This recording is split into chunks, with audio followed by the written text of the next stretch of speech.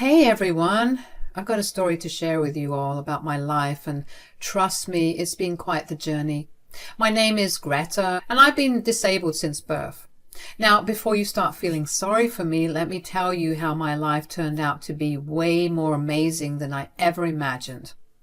Growing up, I had my fair share of challenges. Society often made it seem like living a normal life was out of reach for me, but I refused to let that define me. Sure, there were times when I felt frustrated, but I always believed that with hard work and determination, I could create a life I loved. One thing that kept me going was my supportive family, especially my wonderful mother-in-law, Irma. She's an absolute gem. From the moment Oliver and I tied the knot, Irma embraced me like her own daughter.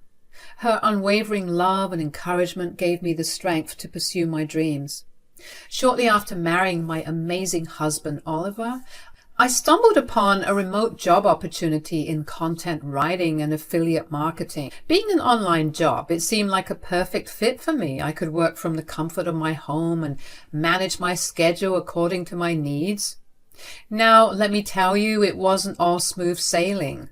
Starting a new job, especially in an online space, came with its own set of challenges.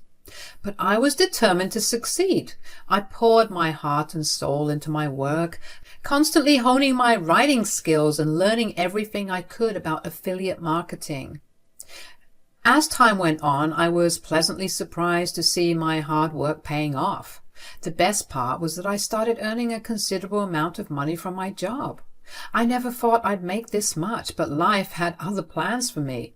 I was ecstatic, and Oliver was incredibly proud of my achievements. Within a year, my income reached a jaw-dropping $25,000 a month. I couldn't believe it.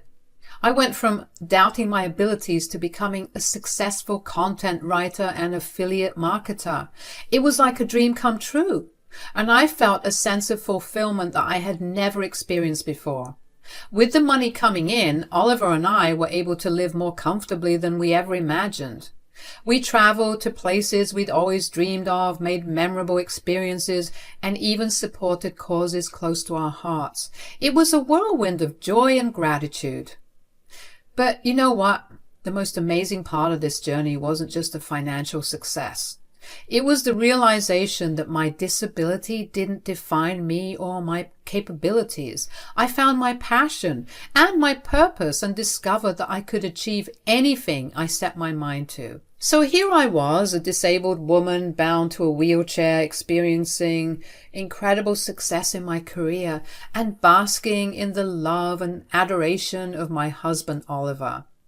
Life seemed almost perfect except for one aspect that left a shadow on my happiness: my relationship with my mother-in-law, Irma.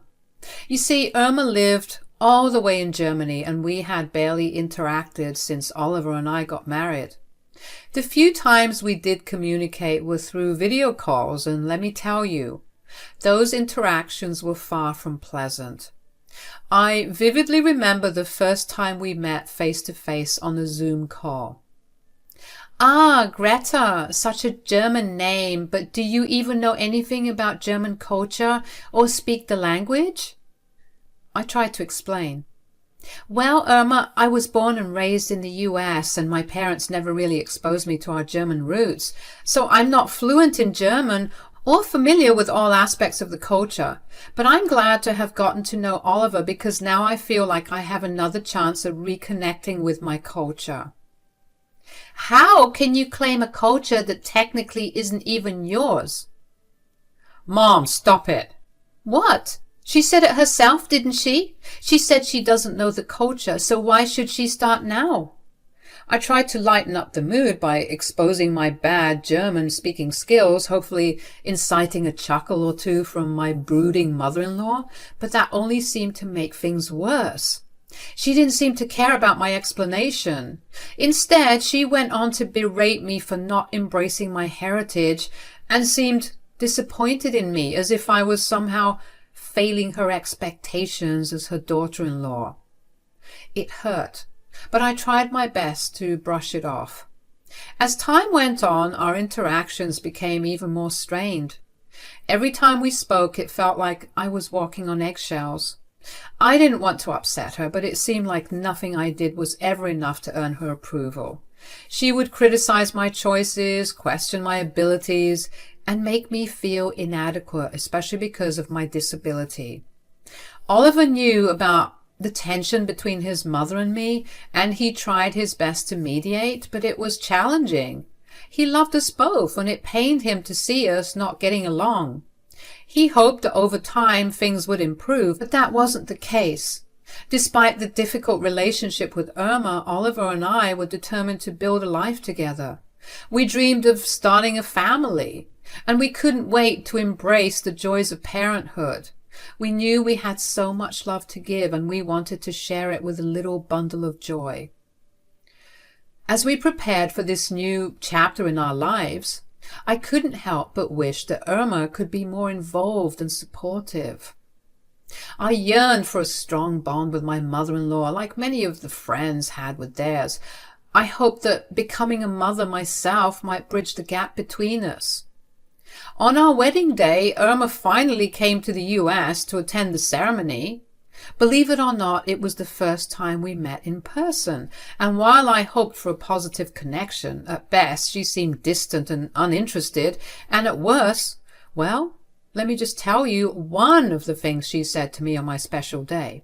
So, not only are you unable to speak your mother tongue, you're unable to walk down the aisle on your own wedding day. How pathetic. It took the makeup artist another 30 minutes to fix my makeup after I was crying at my mother-in-law's hurtful words. And no, I didn't tell Oliver about this little piece of information just because I knew how upset and angry he'd be.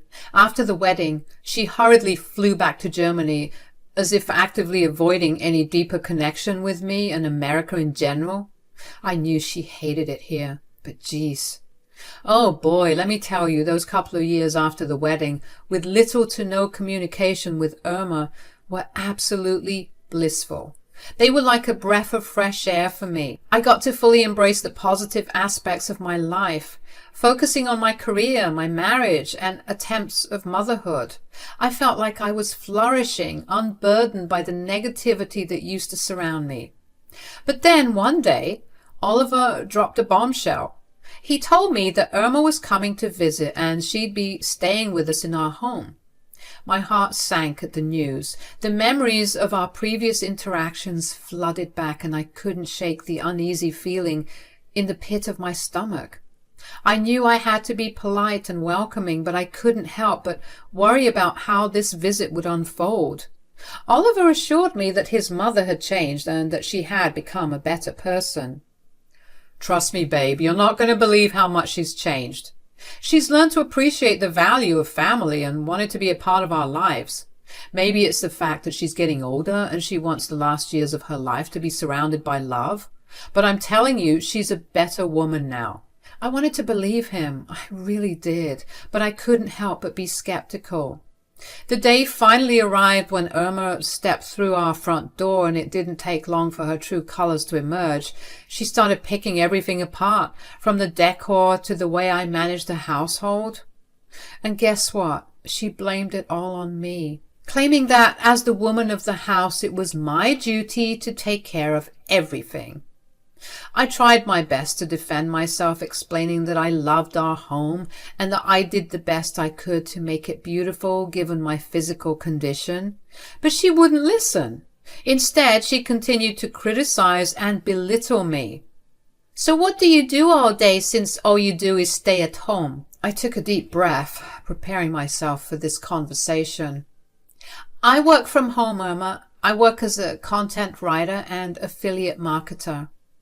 She scoffed, not taking me seriously at all. Work from home? That can't be a real job. You're just lounging around, freeloading and enjoying a free ride off my son. Mama, stop it right now.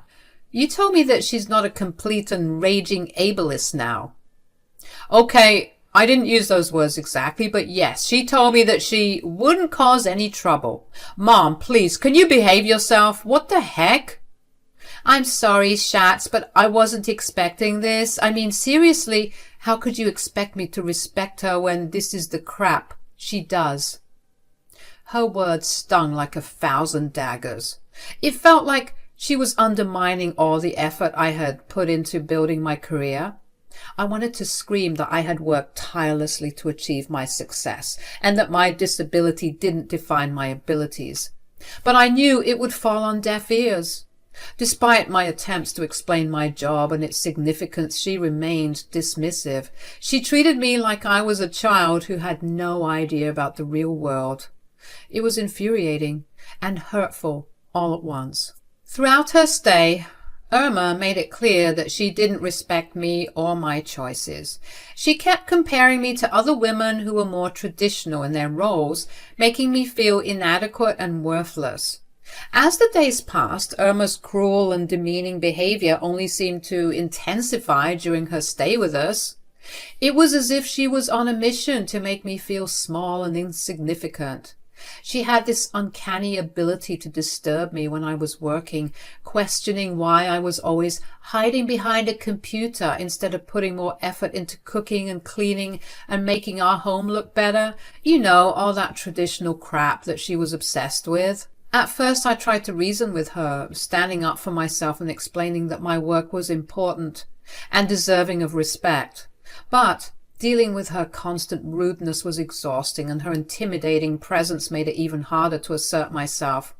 Sometimes I found the strength to fight back, refusing to be disrespected in my own home.